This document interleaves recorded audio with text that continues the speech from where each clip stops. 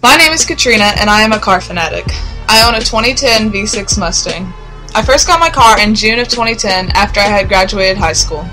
The reason I came to having this car is because my uncle passed away the summer of 2009, and I chose to rent his house that was left to me in order to buy my car. At first, when I bought my car, I did not know whether I wanted a Mustang or a Camaro.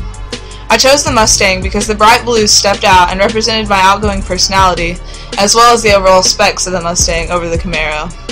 Initially, when I bought my car, it was just another car, but after a month I chose to get racing stripes, a thick pink and a thin black to be specific, and at that point it became much more than just a car.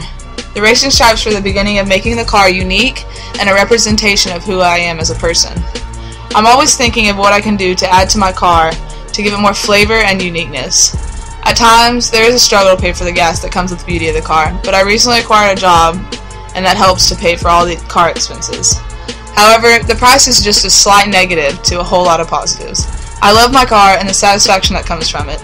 I enjoy taking my car to car shows and hearing all the compliments and criticism from car spectators as well as regular people.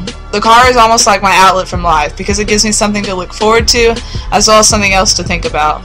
There's nothing more relaxing than hearing the rumble from my exhaust and the air blowing through my windows, along with the rush of daringness that goes from coming 0 to 60. My car is my dream.